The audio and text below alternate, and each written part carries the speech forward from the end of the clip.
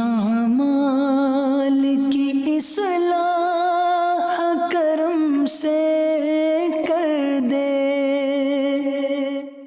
الحمدللہ رب العالمین والصلاة والسلام علی سید المرسلین، اما بعد فاعوذ باللہ من الشیطان الرجیم، بسم اللہ الرحمن الرحیم۔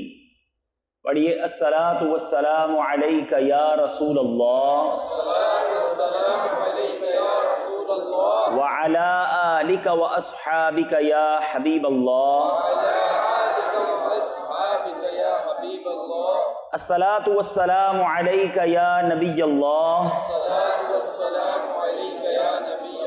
وعلی آلک واصحابک یا نور اللہ۔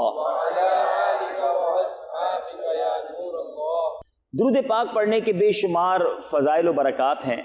مکی مدنی سرکار صلی اللہ تعالی علیہ وسلم کا فرمان خوشبودار ہے، جب جمعرات کا دن آتا ہے تو اللہ عز و جل فرشتوں کو بھیجتا ہے جن کے پاس چاندی کے کاغذ اور سونے کے قلم ہوتے ہیں۔ وہ جمعرات اور شب جمعہ، یعنی جمعرات کی رات اور جمعے کا دن، یہ جو دن ہے جمعرات کا دن اور شب جمعہ جو اب رات گزر رہی ہے، تو اس رات کو پڑھنے والے، اس دن اور اس رات کو درود پاک جو پڑھتے ہیں ان پر کثرت سے درود پاک پڑھنے والوں کے نام لکھتے ہیں۔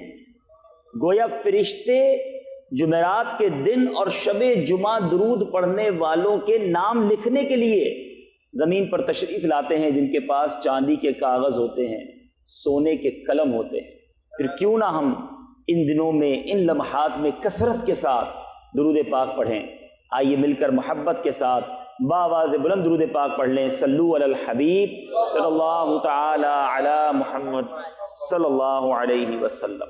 بصرہ میں ایک بزرگ رحمت اللہ تعالی علیہ مسکی کے نام سے مشہور تھے، ان کو لوگ مسکی کہا کرتے تھے، اور مشک کو عربی میں مسک کہتے ہیں، لہٰذا مسکی کے معنی ہوئے مشک بار، یعنی مشک کی خوشبوؤں میں بسا ہوا، یعنی بزرگ کو لوگ خوشبوؤں والا کہتے تھے۔ وہ بزرگ ہر وقت خوشبودار اور مہکے رہتے تھے، لوگ ان کے قریب آتے انہیں خوشبو آتی تھی، یہاں تک کہ وہ جس راستے سے گزر جاتے وہ راستہ بھی مہک اٹھتا، وہ راستہ بھی خوشبودار ہو جاتا، اور جب داخل مسجد ہوتے تو ان کی خوشبو سے لوگوں کو معلوم ہو جاتا کہ حضرت مسکی رحمت اللہ تعالی علیہ تشریف لائے ہوئے ہیں۔ اچھا، کسی نے عرض کی کہ حضور آپ کون سی خوشبو لگاتے ہیں اور اس خوشبو پر کتنا خرچ کرتے ہیں؟ تو اب حضرت مسکی نے کیا کہا؟ کہتے ہیں میں نے آج تک کبھی خوشبو نہ خریدی ہے نہ لگائی ہے، میرا واقعہ بڑا عجیب و غریب ہے۔ میں بغداد معلیٰ کے ایک خوشحال گھرانے میں پیدا ہوا، جس طرح امیر لوگ، امراء اپنی اولاد کو تعلیم دلواتے ہیں، میری بھی اسی طرح تعلیم ہوئی۔ میں بہت خوبصورت بھی تھا اور با حیا بھی تھا۔ میرے والد صاحب سے کسی نے کہا اسے بازار میں بٹھاؤ تاکہ لوگوں سے گھل مل جائے اور اس کی حیا کچھ کم ہو۔ چنانچہ مجھے کپڑا بیچنے والے تاجر کی دکان پر بٹھا دیا گیا۔ ایک روز ایک بڑھیا نے کچھ قیمتی کپڑے نکلوائے، پھر بزاز یعنی کپڑے والے بزنس مین سے کہا کہ میرے ساتھ کسی کو بھیج دو کہ جو پسند ہوگا انہیں لینے کے بعد قیمت اور کپڑا ہم واپس کر دیں گے۔ گھر لے جاتے ہیں مختلف کپڑے اور جو چوز کرنا ہوگا چوز کر لیں گے۔ اب وہ کپڑے کے جو تاجر تھا اس نے حضرت مسکی کہتے ہیں میں نوجوان تھا، مجھے بھیج دیا اس بڑھیا کے ساتھ۔ میں بڑھیا کے ساتھ جب گیا تو وہ مجھے ایک عظیم الشان محل میں لے آئی، اور اس میں ایک بہت ہی ڈیکوریٹڈ آراستہ کمرہ تھا۔ میں وہاں چلا گیا، کیا دیکھتا ہوں کہ زیورات سے آراستہ خوش لباس ایک جوان لڑکی تخت پر بچھے ہوئے قالین پر بیٹھی ہے۔ تخت و فرش سب کے سب زرعی ہیں، ڈیکوریٹڈ ہیں، اس قدر نفیس تھا کہ میں نے پہلے ایسا کمرہ کبھی نہیں دیکھا تھا۔ مجھے دیکھتے ہی اس لڑکی پر شیطان غالب ہوا، وہ ایک دم میری طرف لپکی اور مجھے برائی کے لیے آمادہ کرنے لگی، بے حیائی اور بدکاری کے لیے آمادہ کرنے لگی۔ میں نے گھبرا کر اس لڑکی سے کہا اللہ سے ڈر، مگر اس پر شیطان پوری طرح مسلط تھا۔ جب میں نے اس کی ضد دیکھی تو گناہ سے بچنے کے لیے میں نے ایک تجویز سوچی. ذرا غور کریں میرے جو نوجوان یہاں بیٹھے ہیں, آج حال یہ ہے کہ نوجوان گناہ کرنے کے لیے موقع تلاش کر رہا ہے. ایسے جگہوں پر, ایسے اڈوں پر جاتا ہے جہاں بے حیائی اور بدکاری ہو, اور اس با حیا اور خوش شکل نوجوان کو آفر کی جا رہی ہے بے حیائی کے لیے, بدکاری کے لیے. دیکھنے والا بھی کوئی نہیں, کمرہ بھی بند. مگر اس نوجوان کو خوف خدا کیسا تھا. کہتے ہیں کہ میں نے اب ایک تجویز سوچی, اب کیا کروں. کہتے ہیں میں نے کہا کہ مجھے استنجا خانے میں جانا ہے, مجھے ٹوائلٹ میں جانا ہے. اس جو شہزادی تھی اس نے آواز لگائی, بہت ساری کنیزیں آ گئیں. کہا کہ اپنے آقا کو بیت الخلا تک لے جاؤ. میں اس ٹوائلٹ میں جب جاتا ہوں تو وہاں جا کر مجھے کوئی بھاگنے کی راہ نظر نہیں آئی کہ میں کیسے نکلوں گا. اب میں اس عورت کے ساتھ بدکاری نہیں کرنا چاہتا تھا, اپنے رب سے ڈر بھی لگ رہا تھا, حیا آ رہی تھی, عذاب جہنم کا خوف تھا. اب کرتا کیا.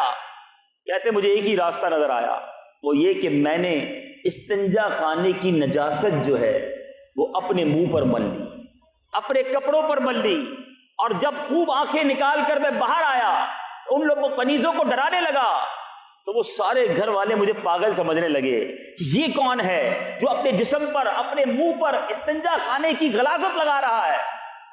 اب جناب انہوں نے اسے باندھ کر مار مار کر محل کے باہر پھینک دیا. وہ نوجوان کہتا ہے کہ جب یقین ہو گیا کہ سب چلے گئے, میں نے اپنے کپڑے اور بدن کو دھویا, پاک کر لیا, اپنے گھر چلا گیا. یہ بات میں نے کسی کو نہ بتائی.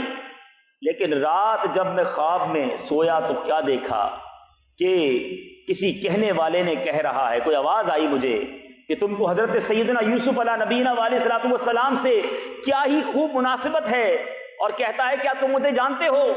میں نے کہا نہیں. تو انہوں نے کہا کہ میں جبرائیل ہوں. حضرت جبرائیل علیہ الصلوۃ والسلام تشریف لائے. اس کے بعد انہوں نے میرے منہ اور جسم پر اپنا ہاتھ پھیر دیا. اسی وقت سے میرے جسم سے مشک کی بہترین خوشبو آنے لگی. یہ حضرت سیدنا جبرائیل علیہ الصلوۃ والسلام کے مبارک ہاتھ کی خوشبو کا اثر ہے. میٹھے میٹھے اسلامی بھائیوں ذرا غور کیجئے. ایک وہ لوگ تھے کہ جنہیں گناہ کرنے کا موقع ملا, بدکاری اور بے حیائی کا موقع ملا, دروازہ بھی بند تھا, کوئی دیکھنے والا نہ تھا, مگر ان کے دل میں یہ خیال راسخ تھا کہ اللہ دیکھ رہا ہے, میرا رب مجھے دیکھ رہا ہے. اور آج ہم ہیں کہ آج ہمیں یہ معلوم ہے کہ رب دیکھ رہا ہے, مگر ہم گناہ سے باز نہیں آتے, ہم بے حیائی سے باز نہیں آتے.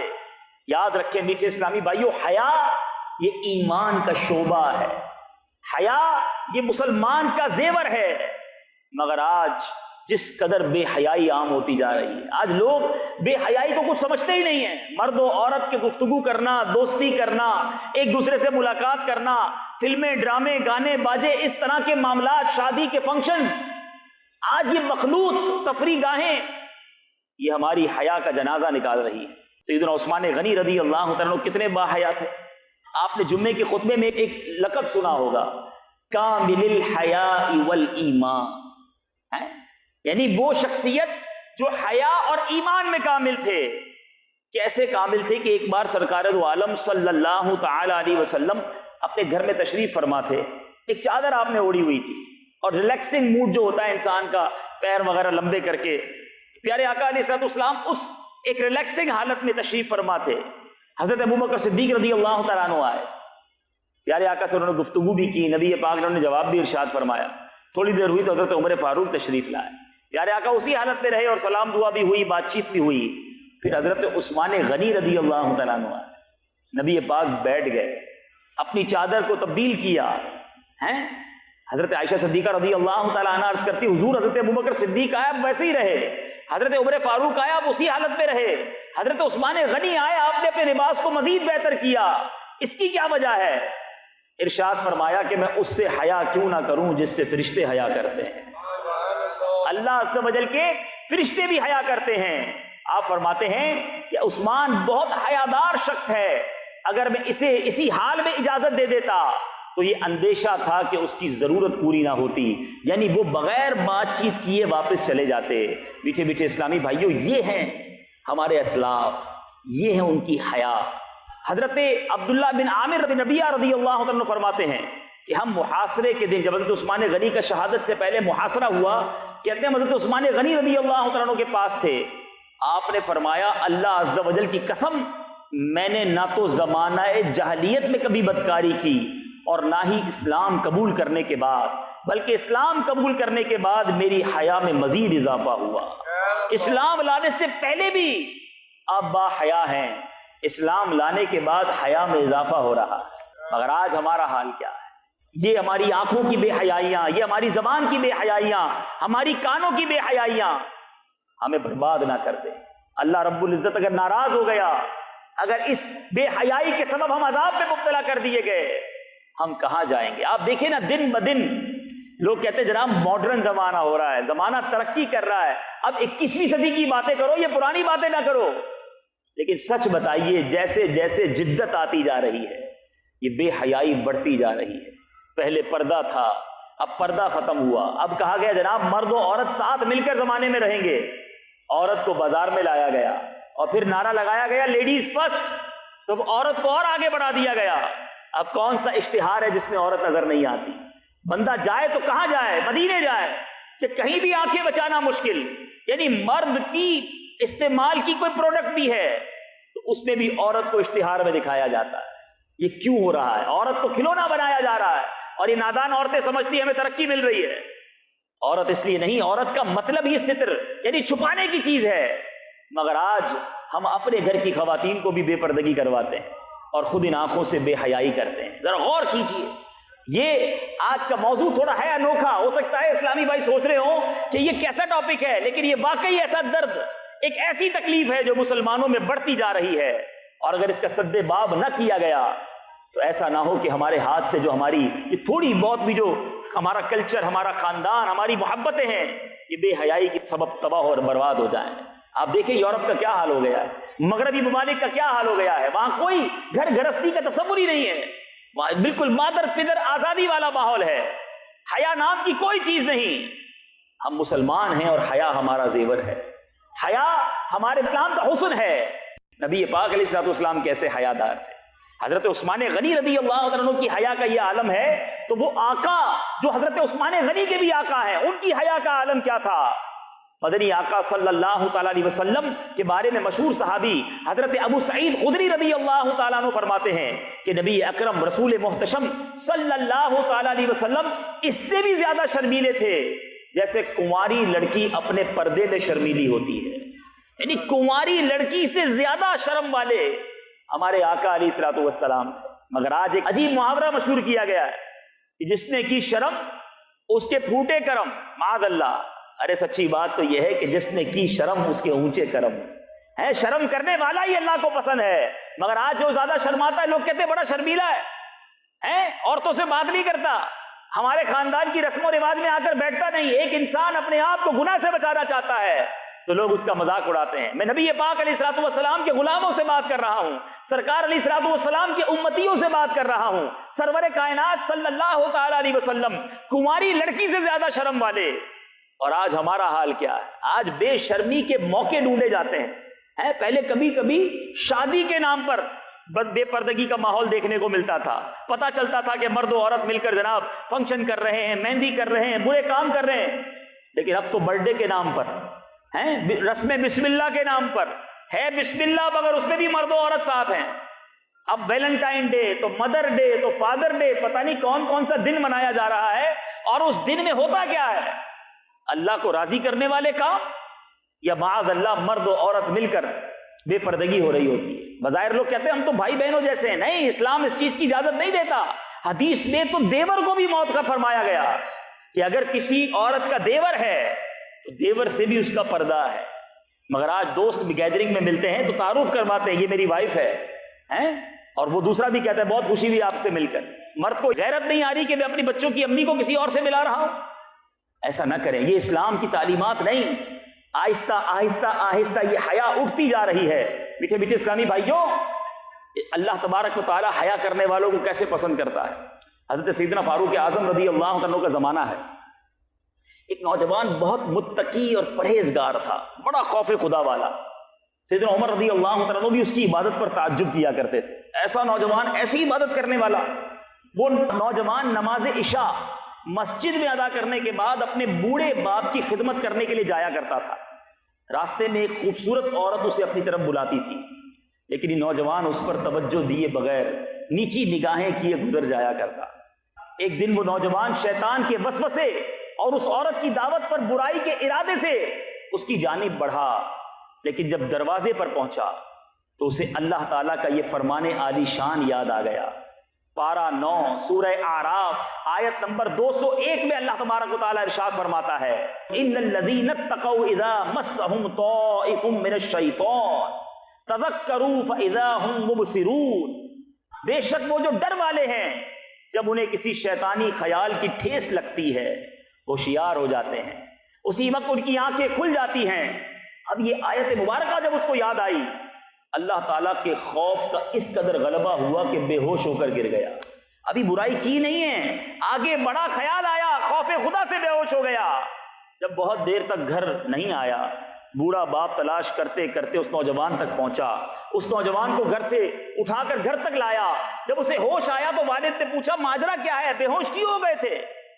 اس نوجوان نے سارا واقعہ سنایا کہ ایسے ایسے ہوا، روزانہ وہ گناہ کی طرف بلاتی تھی، میں نہیں جاتا تھا، آج آگے بڑھا، اللہ کا خوف غالب ہوا، یہ آیت یاد آئی، میں گر کر بے ہوش ہو گیا. جب نوجوان نے پھر وہ آیت پڑھی، شدید خوف کا عالم ہوا، چیخ ماری اور اس کا دم نکل گیا. کیسا خوف خدا تھا، اللہ دیکھ رہا ہے، میرا رب ناراض نہ ہو جائے، ایسا خوف تھا. اب راتوں رات اسے غسل دیا گیا اور کفن دفن کر دیا گیا. صبح جب یہ واقعہ سیدنا عمر رضی اللہ تعالیٰ عنہ کو بتایا گیا، حضرت عمر بن خطاب رضی اللہ تعالیٰ عنہ فرماتے کہ مجھے رات کو کیوں نہیں بتایا، میں بھی اس کے جنازے میں شرکت کرتا. کہ حضور آپ کے آرام کا خیال تھا، کہیں آپ کا آرام ڈسٹرب نہ ہوتا، اس لیے ہم نے آپ کو نہیں اٹھایا. اب حضرت عمر رضی اللہ عنہ فرماتے مجھے اس کی قبر پر لے چلو. آپ اس کی قبر پر جاتے ہیں اور قبر پر جا کر آپ رضی اللہ تعالیٰ عنہ نے سورہ رحمان آیت نمبر 46 تلاوت کی. وَلِمَنْ خَافَ مَقَامَ رَبِّهِ جَنَّتَانِ، اور جو اپنے رب کے حضور کھڑے ہونے سے ڈرے اس کے لیے 2 جنتیں ہیں. تو قبر میں سے اس نوجوان نے بلند آواز کے ساتھ پکار کر کہا یا امیر المومنین، بے شک میرے رب تعالیٰ نے مجھے 2 جنتیں عطا کر دی. اللہ سے ڈرا، اللہ نے 2 جنتیں عطا کر دی. مگر وہ جو جس کے دل میں خوف ہی نہیں، بندہ کہتا ہے مجھے کوئی نہیں دیکھتا، میرا کوئی بگاڑ نہیں سکتا، اپنی مرضی جیتا ہوں. ارے جناب، جوانی دیوانی ہوتی ہے، اس میں انجوائے نہیں کریں گے تو کب انجوائے کریں گے؟ ایک یہ زندگی ہے اور ایک یہ زندگی ہے. کہ برائی کی طرف قدم جاتا تھا تو رب کی یاد آ جاتی تھی. خدارا اپنی آخرت کی فکر کیجیے. یہ بے حیائی کہیں ہمارے ایمان کو برباد نہ کر دے، یہ بے حیائی کہیں ہم سے ایسا گناہ نہ کروا دے کہ ہمارا رب ہم سے ناراض ہو جائے. میٹھے میٹھے اسلامی بھائیوں، یاد رکھیے سرکار دو عالم صلی اللہ تعالی علیہ وسلم کا فرمان عالی شان ہے، 3 شخص ایسے ہیں جن پر اللہ تعالیٰ نے جنت حرام فرما دی ہے. جنت حرام فرما دی. وہ کون سے 3 شخص ہیں؟ ایک وہ شخص جو ہمیشہ شراب پیے. اے شراب پینے والوں، یہ گندی شراب چھوڑ دو، یہ شراب کہیں تمہیں برباد نہ کر دے. اور جو آج شراب نہیں پیے گا اسے مبارک ہو، اسے جنت میں شراب طہور پیش کی جائے گی. اب آپ کی مرضی ہے کون سی شراب پینی ہے، دنیا کی گندی شراب جو عقل بھی معاف کر دے اور جنت سے بھی دور کر دے، یا یہاں صبر کر لو، انشاءاللہ جنت میں جنتی شراب پیئیں گے. پھر میرے آقا نے فرمایا دوسرا کون جس پر اللہ نے جنت حرام کر دی؟ وہ جو اپنے ماں باپ کی نافرمانی کرے. یہاں جتنے اسلامی بھائی بیٹھے ہیں، بدری چینل کے ناظرین، اگر والدین حیات ہیں انہیں ناراض نہ کرنا، ان کی دعائیں لینا. اگر ماں باپ ناراض ہو گئے نا تو رب بھی ناراض ہو جائے گا، پھر جنت حرام ہو جاتی ہے. آج اپنے ماں باپ کی خدمت کیجئے. چھوٹی چھوٹی بات پر جو ماں باپ سے لڑتے ہیں، الجھتے ہیں، خدارا ایسا نہ کرو. اللہ کی یہ نعمت ہے. نبی پاک صلی اللہ تعالی علیہ وسلم فرماتے ہیں جنت ماؤں کے قدموں کے نیچے ہے. یعنی ماں کی خدمت کرو، جنت مل جائے گی.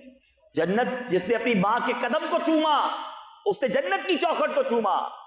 پھر کیوں نہ اپنی ماں کی خدمت کریں، اپنے والد کی خدمت کریں. والدین دونوں کیسی ہستی ہیں ایک جگہ سرور کائنات صلی اللہ تعالی علیہ وسلم فرماتے ہیں کہ جس نے والدین کو محبت کی نگاہ سے دیکھا، فقط دیکھنا ہے محبت سے، فرمایا اللہ اس سے حج مبرور کا ثواب عطا فرماتا ہے۔ صحابی رسول نے عرض کی حضور کوئی دن میں 100 بار دیکھے، ماں باپ تو گھر میں ہی ہوتے ہیں نا، کوئی 100 بار محبت سے دیکھے۔ اللہ اکبر، سرور کائنات صلی اللہ تعالی علیہ وسلم فرماتے ہیں اللہ بہت بڑا اور پاک ہے، جو 100 بار محبت سے دیکھے اللہ 100 حج کا ثواب عطا فرمائے۔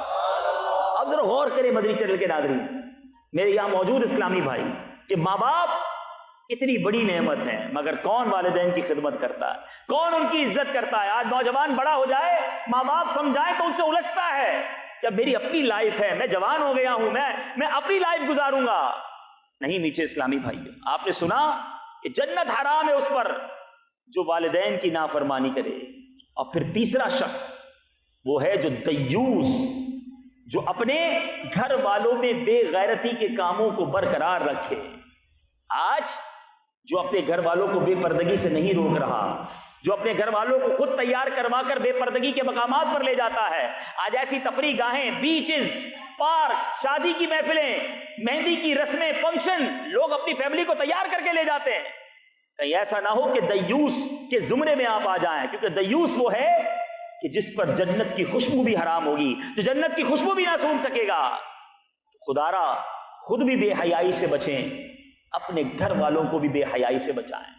پردے کی توفیق اللہ تعالیٰ ہماری اسلامی بہنوں کو عطا فرمائے، اور اللہ ہماری آنکھوں کو بھی پردہ نصیب کرے کہ جو ادھر ادھر گھومتی رہتی ہیں، بے حیائی کے مناظر دیکھنے کے لیے گویا جگہ ڈھونڈتی رہتی ہیں۔ آج فلمیں، ڈرامے اور بیڑا غرق کر دیا ہمارا اس سوشل میڈیا اور انٹرنیٹ نے، کہ آج ہر بندے کے ہاتھ میں موبائل ہے، انٹرنیٹ کے ذریعے نہ جانے کون کون سا منظر آنکھوں کے سامنے آ جاتا ہے۔ بندہ کہتا ہے میں تو صرف کمیونیکیشن کے لیے موبائل یوز کرتا ہوں۔ ارے اپنے دل سے پوچھو، یہ کمیونیکیشن کرتے کرتے تم کیا کیا دیکھ لیتے ہو جو دیکھنا رب کو پسند نہیں ہے؟ یہ آنکھیں اگر حرام سے پر ہو گئیں اور اللہ ناراض ہوا، ان آنکھوں میں اگر جہنم کی آگ ڈالی گئی، ہم کیسے برداشت کریں گے؟ پیچھے پیچھے اسلامی بھائیوں اور بدری چینل کے ناظرین، ایک ہمارا حال ہے، ایک میرے آقا علیہ الصلوۃ والسلام کے گھرانے کا پردہ۔ ابھی آپ نے نبی پاک کی شرم کے بارے میں سنا نا، خاتون جنت کی بات کرتے ہیں، کیا بات ہے میرے آقا علیہ الصلوۃ والسلام کے مبارک گھرانے کی؟ بی بی فاطمہ الزہرا رضی اللہ تعالی عنہا نبی پاک علیہ الصلوۃ والسلام سے اس قدر محبت فرماتی تھی،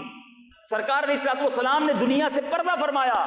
خاتون جنت بی بی فاطمہ رضی اللہ تعالی عنہا کے چہرے کی مسکراہٹ غائب ہو گئی، بالکل افسردہ، سنجیدہ ہو گئی۔ اب اپنے وصال سے، یعنی اپنے انتقال سے قبل ایک ہی بار مسکرائیں۔ وہ کیا ریزن تھا؟ پیارے آقا کے دنیا سے پردہ فرمانے کے بعد مسکرانا بند، مگر ایک بار وصال سے پہلے مسکرائیں، اور وجہ یہ تھی کہ حضرت خاتون جنت بی بی فاطمہ کو یہ تشویش رہی کہ عمر بھر تو میں غیر مردوں کی نظروں سے بچی رہی، لیکن جب میرا انتقال ہوگا تو میری وفات کے بعد کفن پوش لاش پر تو لوگوں کی نظر پڑے گی نا، کفن کے ساتھ لاش ہوگی تو غیر مرد بھی دیکھیں گے، تو یہ کیا ہوگا، میرا پردہ کدھر جائے گا؟ ایسا خیال۔ تو ایک موقع پر حضرت سیدتنا اسماء بنت امیس رضی اللہ تعالی عنہا نے کہا کہ میں نے حبشہ میں دیکھا ہے، افریقہ والوں مبارک ہو، حبشہ یہ ایتھوپیا ہے نا، وہ فرماتی میں نے حبشہ میں دیکھا ہے کہ جنازے پر درخت کی شاخیں باندھ کر ایک ڈولی کی سی صورت بنا کر اس پر پردہ ڈال دیتے ہیں، پھر انہوں نے کھجوروں کی شاخیں منگوا کر انہیں جوڑ کر کپڑا تان کر سیدہ خاتون جنت رضی اللہ تعالیٰ عنہا کو جنازہ دکھایا۔ آپ بہت خوش ہوئیں اور اس کے بعد لبوں پر مسکراہٹ آ گئی، مرنے کے بعد میرا پردہ برقرار رہے گا۔ جب یہ سنا تو آپ کے چہرے پر مسکراہٹ آتی ہے، اور یہ پہلی مسکراہٹ تھی جو سرور کائنات صلی اللہ علیہ وسلم کے دنیا سے پردہ فرمانے کے بعد خاتون جنت کے لبوں پر آئی ہے۔ کیا پردے کا اہتمام ہے، کیا ذہن ہے پردے کا! زندگی میں تو کیا ہی کیا، میرا جنازہ بھی کوئی نہ دیکھے۔ اور آج میری بہنیں، آج تو کپڑے ہی ایسے خریدے جاتے ہیں تاکہ لوگ دیکھیں، میک اپ ایسا کرنا ہے کہ زمانہ دیکھے، خوشبو ایسی لگانی ہے کہ لوگ سونگیں۔ یاد رکھو، عورت صرف اپنے گھر کے لیے، اپنے فرد کے لیے، اپنے شوہر کے لیے جو ہے وہ زیورات آرائش کرنی ہے وہ کر سکتی ہے، غیر مردوں کو دکھانے کے لیے نہیں۔ یہ حرام اور جہنم میں لے جانے والا کام ہے۔ ایک خاتون جنت ہیں کہ اپنے جنازے کو بھی ایسا چاہتی ہے کہ لوگ نہ دیکھ سکیں۔ آپ کو پتہ ہے قیامت کے دن جب خاتون جنت رضی اللہ تعالی عنہا پل صراط سے گزریں گی تو کیا اعلان ہوگا؟ کہ اے اہل محشر اپنی آنکھوں کو نیچا کر لو، خاتون جنت کی سواری گزر رہی ہے۔ یعنی اللہ تبارک و تعالیٰ کی طرف سے بھی یہ پردے کا کیا خاص اہتمام ہوگا۔ اب ہم سوچیں کہ کہلاتے تو پنجتن کے غلام ہیں، کہلاتے تو نبی پاک علیہ الصلوۃ والسلام کے امتی ہیں، عاشق رسول کہلاتے ہیں، مگر ہمارے اندر حیا کتنی ہے۔ پیچھے پیچھے اسلامی بھائیوں، آج ایک اور بڑی برائی کہ آج مرد و عورت شیک ہینڈ کرنے لگے اور اس کو کوئی برا نہیں سمجھتا، ہاتھ ملانا تو نارمل ہو گیا، اور ایک قدم اور آگے بڑھ گئے، اب تو گلے بھی ملتے ہیں۔ استغفر اللہ استغفر اللہ۔ سنیے، شہنشاہ خوش مثال پیکر حسن و جمال صلی اللہ تعالیٰ علیہ وسلم کا فرمان عبرت نشان ہے، جس نے کسی اجنبیہ عورت سے مصافحہ کیا یعنی ہاتھ ملایا، وہ بروز قیامت اس حال میں آئے گا کہ اس کا ہاتھ آگ کی زنجیر سے گردن میں بندھا ہوا ہوگا۔ کیسے برداشت کرے گی یہ عذاب؟ آج تھوڑی سی انجوائمنٹ کے لیے، تھوڑا سا معاشرے کے ساتھ چلنے کے لیے بعض اوقات بندہ فرینڈشپ ایسی اختیار کر لیتا ہے، دوست ایسے ہوتے ہیں، گیدرنگ ایسی ہوتی ہے کہ کہتا ہے کیا کروں جناب، گیدرنگ میں کرنا پڑتا ہے، دوستوں کے ساتھ ایسی پارٹی میں چلا گیا تھا کہ وہاں یہ سب کرنا پڑتا ہے۔ ارے یا تو دوست کو راضی کر لو یا رب کو راضی کر لو، کہیں ایسا نہ ہو کہ اللہ ناراض ہو گیا تو یہ دوست تمہیں بچا نہیں سکے گا، یہ فرینڈشپ تمہیں بچا نہیں سکے گی، یہ تمہاری گیدرنگ تمہیں بچا نہیں سکے گی۔ قبر میں مجھے اور آپ کو اکیلے جانا ہے، اور اس قبر میں ہمیں اپنے اعمال کا حساب دینا ہے۔ اے میٹھے میٹھے اسلامی بھائیوں، سنو، وہ اسلامی بہنیں جو بے پردہ گھومتی ہیں، غور سے سنیں۔ نبی پاک علیہ الصلوۃ والسلام فرماتے ہیں المرأۃ عورۃ فاذا خرجت استشرفها الشیطان۔ عورت یعنی چھپانے کی چیز ہے، جب وہ نکلتی ہے تو شیطان اسے جھانک جھانک کے دیکھتا ہے۔ اے اسلامی بہنوں، خدا را خاتون جنت کا واسطہ پیش کرتا ہوں کہ پردے کی چادر کو اپنائیے، پردے کو اپنے اوپر نافذ کیجئے، کہ بے پردگی کہیں آپ کو جہنم میں داخل نہ کر دے۔ اور جو اسلامی بھائی مجھے سن رہے ہیں، جو اپنی آنکھوں کے ذریعے بے حیائی کرتے ہیں، فلمیں، ڈرامے اور جناب بے حیائی کے مناظر تلاش کرتے ہیں، کبھی کوئی بے پردہ عورت آ جائے تو اسے ٹکٹکی باندھ کر دیکھتے ہیں، اس کے معاذ اللہ جسم کے محاسن کو دیکھنے کی کوشش کرتے ہیں۔ سنو، سرور کائنات علیہ الصلوۃ والسلام فرماتے ہیں آنکھوں کی بدکاری دیکھنا ہے، یہ آنکھوں کا زنا ہے۔ جو آنکھوں کے ذریعے بے حیائی کرتے ہیں، اللہ کے محبوب صلی اللہ تعالی علیہ وسلم کا فرمان حلاوت نشان ہے، حدیث قدسی ہے، نظر ابلیس کے تیروں میں سے زہر میں بجھا ہوا ایک تیر ہے، پس جو شخص میرے خوف سے اسے ترک کر دے تو اسے ایسا ایمان عطا کروں گا جس کی مٹھاس وہ اپنے دل میں پائے گا۔ اے بڑا مشکل، واقعی میں جانتا ہوں، آپ بھی جانتے ہیں، اپنی آنکھوں کو بچانا۔ کوئی بے حیائی کا منظر سامنے آ جائے، کوئی بے پردہ عورت سامنے آ جائے، اب نگاہیں جھکانا ہے مشکل کام، کیونکہ نبی پاک نے فرمایا یہ شیطان کا وہ تیر ہے جو زہر میں بجھا ہوا ہے، لیکن جو اللہ کی رضا کے لیے اسے چھوڑ دے گا ملے گا کیا؟ فرماتے اللہ فرماتا ہے میں اسے ایسا ایمان عطا کروں گا جس کی مٹھاس وہ اپنے دل میں پائے گا۔ اب ذرا غور کر لیجئے، کیا چاہیے؟ ایمان کی مٹھاس چاہیے یا آنکھوں کا عذاب چاہیے؟ اللہ کی ناراضی چاہیے؟ ہمیں شیطان سے یہ مقابلہ کرنا ہوگا۔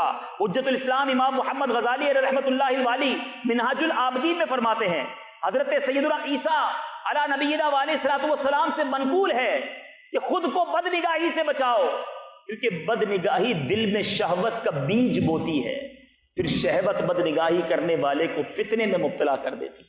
پہلے آنکھ بہکتی ہے، یاد رکھیے گا۔ لوگ کہتے ہیں میں صرف دیکھتا ہوں، میں برائی کا کام نہیں کرتا، میں صرف فلمیں دیکھتا ہوں، میں ویب سائٹ دیکھتا ہوں، میں انٹرنیٹ پر جناب مناظر دیکھتا ہوں، مگر معاذ اللہ بدکاری نہیں کرتا۔ ارے یہ آنکھوں کا زنا ہے، اور یہی آنکھ سے دیکھنا دل کو بہکاتا ہے۔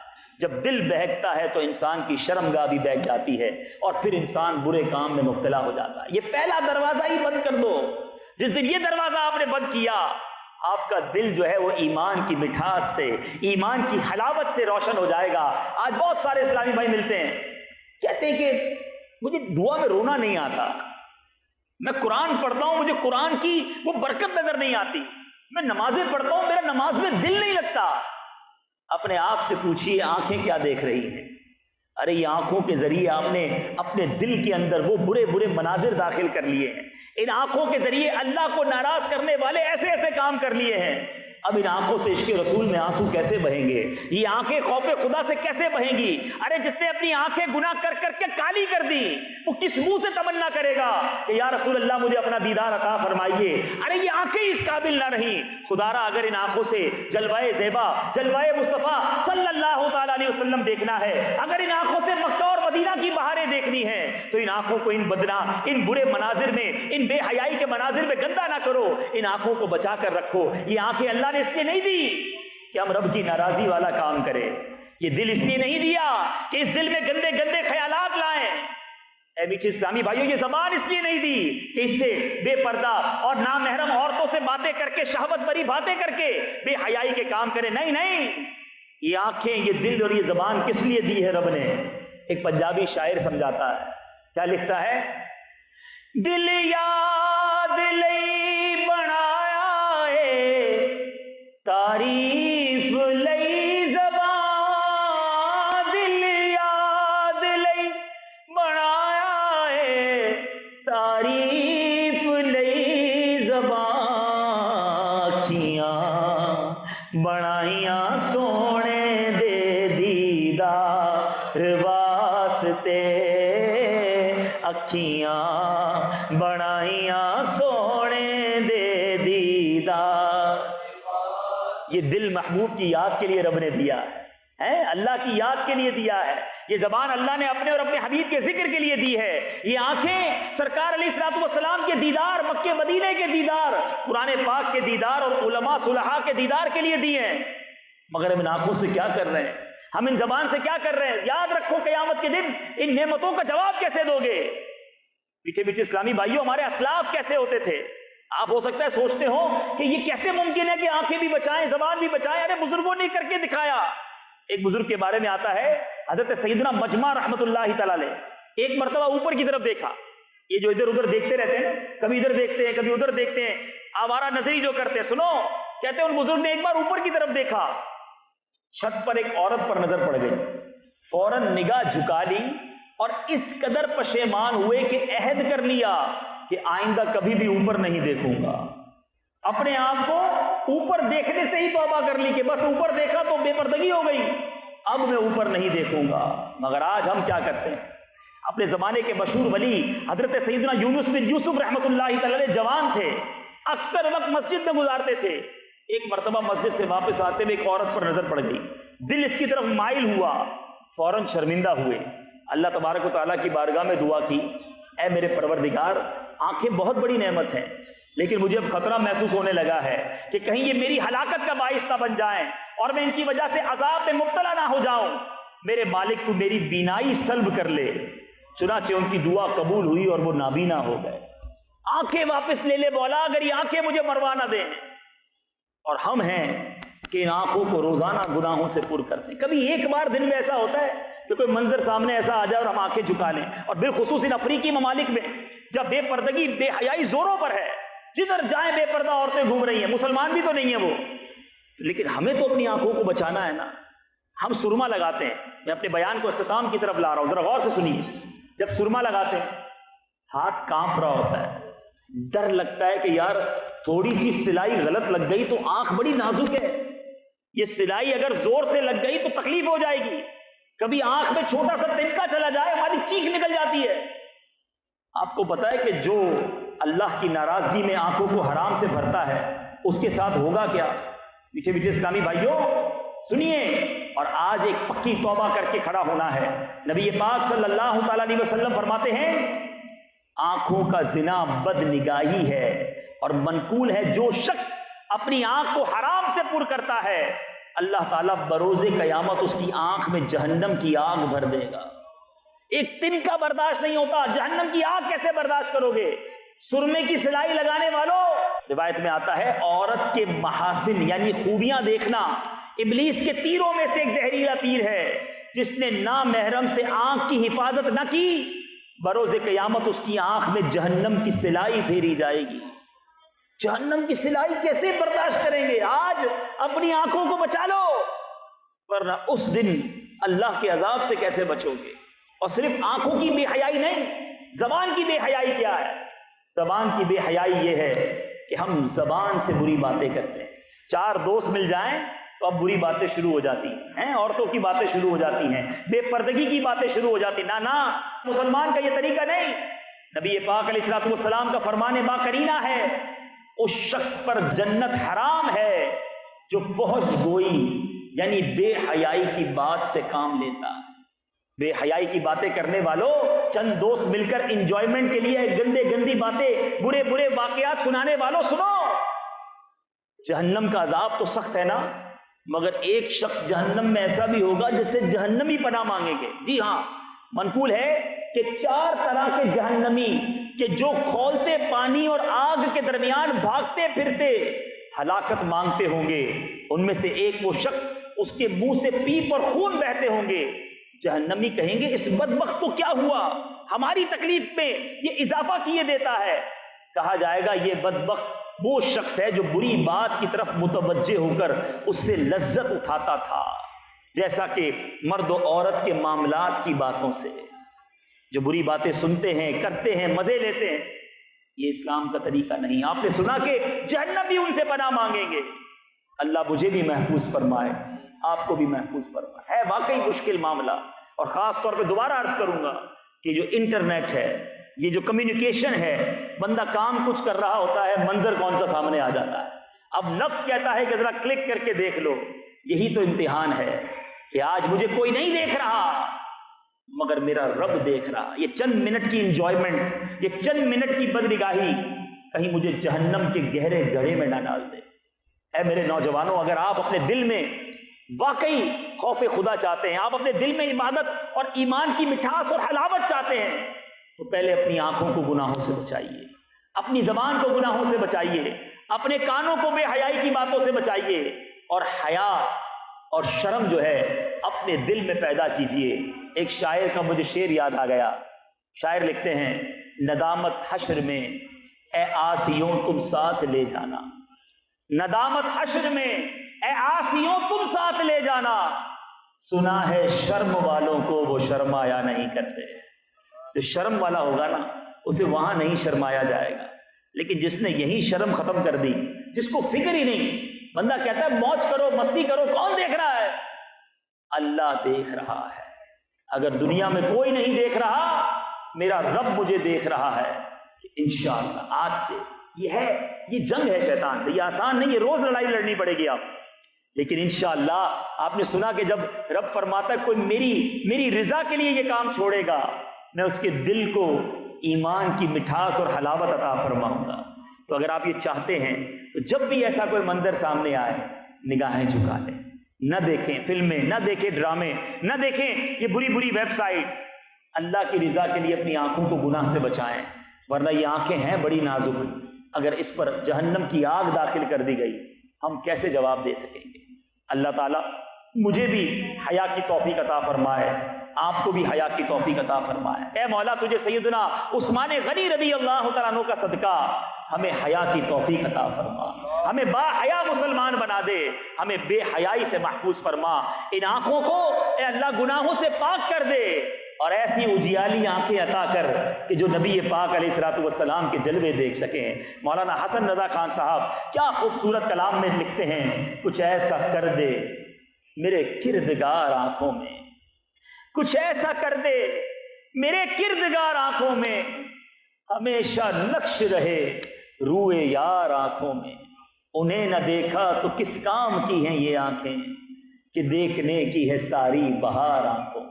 اللہ تعالیٰ مجھے اور آپ کو ایسی آنکھیں فرمائے۔ صلو علی الحبیب صلی اللہ تعالی علی محمد صلی اللہ علیہ وسلم۔ میرے اعمال کی اصلاح کرم سے